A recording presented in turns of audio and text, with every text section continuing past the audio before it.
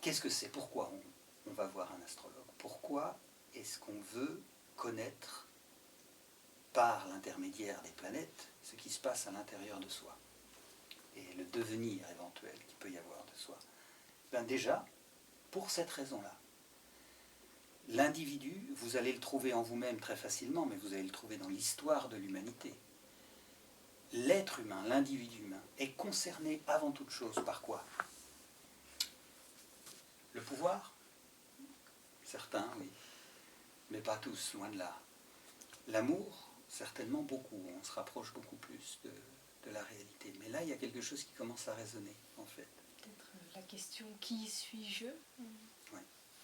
Parce que pour aimer, par exemple, quelqu'un d'autre, il faut déjà être quelqu'un soi-même. Il faut déjà avoir ce pouvoir, d'une certaine façon, d'aimer. Donc même l'amour vient en deuxième, par rapport à cette question-là. Se connaître soi-même, savoir qu'on existe. En fait, être conscient. Se connaître, savoir qu'on existe. Être conscient. Autrement dit, la conscience est l'élément fondamental de tout ce qui arrive en tant qu'être vivant. La conscience est le concept fondamental. C'est le nom qu'on pourrait donner, du coup, à la substance fondamentale dont j'ai parlé tout à l'heure, qui fonde toute chose, la substance à partir de laquelle toute chose est faite. La conscience, qui mène à la question, qui c'est ça? Qui c'est ce je qui existe là? Qui est-ce que je suis? Se connaître, être conscient. On est très proche de la notion de nature humaine quand on parle de conscience.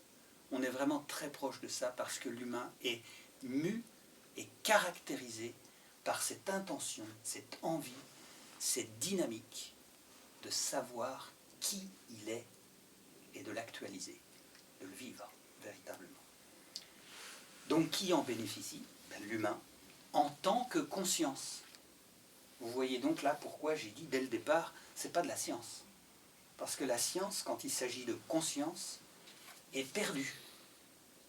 Et en réalité, tout scientifique digne de ce nom, c'est-à-dire qui est vraiment objectif, est incapable de parler de conscience. Puisque la conscience, c'est l'interaction de l'objectif et du subjectif. La conscience est indissociable de la réalité d'être quelqu'un. Donc l'astrologie tient compte de ça, parce que sa substance, son but, son intention, le matériau avec lequel l'astrologie travaille, c'est la conscience. J'entends conscience ici, pour l'instant en tout cas, comme la dynamique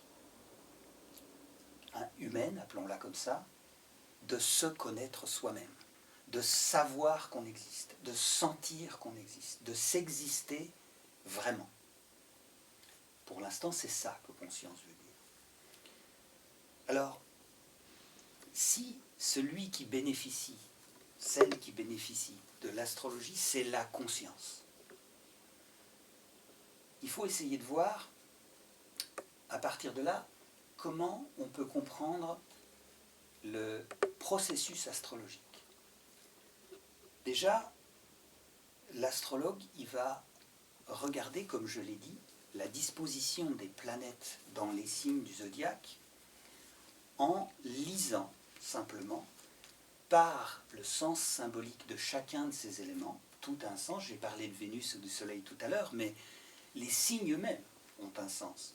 Vous le savez parce que vous savez que si on dit de vous que vous êtes Bélier, par exemple, on a déjà dit de vous que ça veut dire que vous êtes quelqu'un de très actif, etc.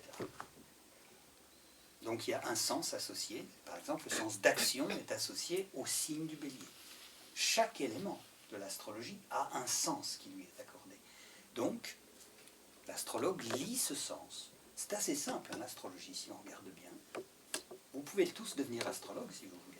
C'est assez simple, il suffit de connaître le sens des éléments et de les lire dans leur combinaison particulière. C'est comme lire une phrase. Si les mots sont dans le bon sens, on comprend la phrase. Il suffit donc de trouver le bon sens de lecture de la disposition des planètes dans les signes au moment de la naissance d'une personne. De savoir où ça commence. Donc le but de tout ça, l'astrologue lit ces choses-là. Qu'est-ce que ça va faire? Ça va s'adresser à la conscience de l'individu qui est né à un moment donné, qui présente son heure de naissance, la date de naissance, son lieu de naissance, à partir de quoi ces positions des planètes est constituée. Ça va s'adresser donc à sa conscience. Le but est la croissance de cette conscience. C'est-à-dire que la personne devienne plus capable de savoir qui elle est, plus capable de répondre à cette question, qui suis-je? De se sentir vivre plus clairement. C'est une des raisons pour lesquelles je disais tout à l'heure, l'astrologie est une pratique spirituelle.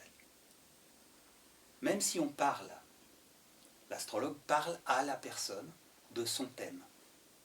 Il semble qu'il n'y ait que des mots qui soient dits, et que ça ne constitue pas plus qu'une conversation, au mieux, ou un grand discours, d'un monologue de la part de l'astrologue, ou quelque chose comme ça.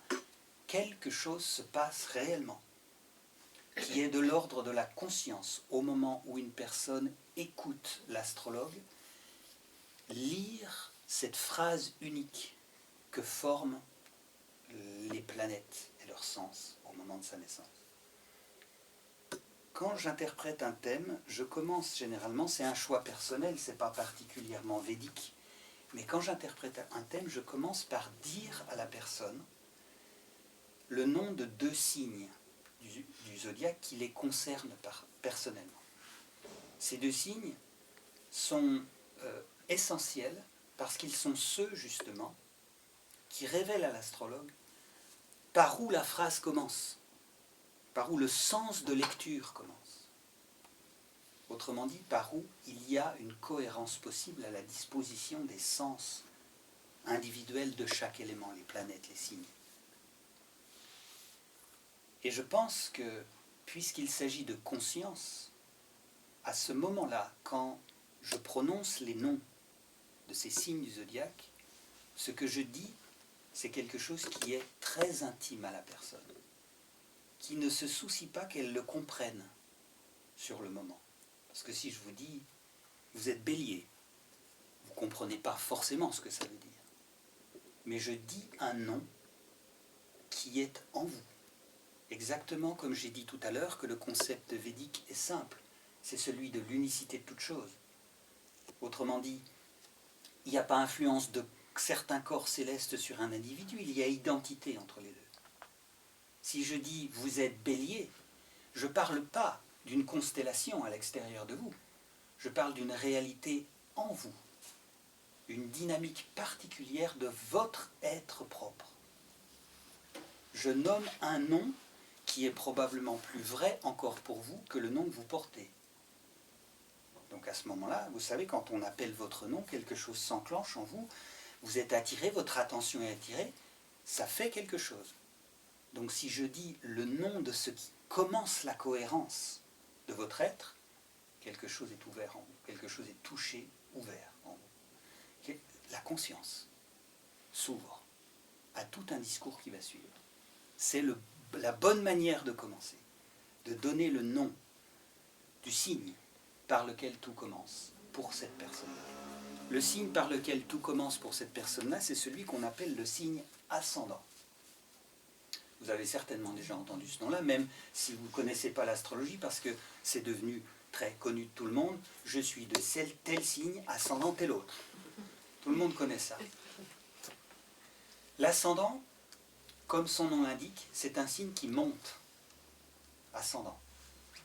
Au moment où on est, parce que le zodiaque dont on a parlé tout à l'heure, c'est ce chemin du soleil, est une ceinture de constellations qui fait le tour de la Terre, et la Terre bouge, donc la ceinture de constellations, pour nous, c'est elle qui bouge.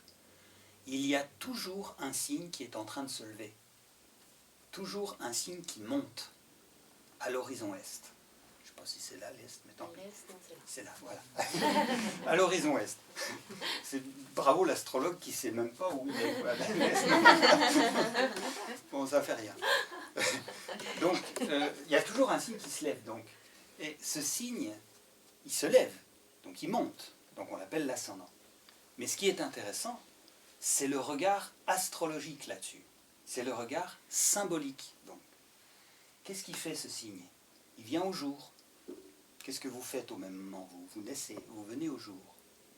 Donc il y a un rapport évident entre ce signe et vous.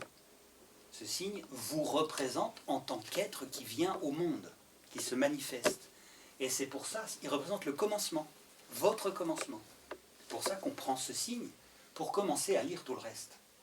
Le signe ascendant est suprêmement important. C'est peut-être le plus important.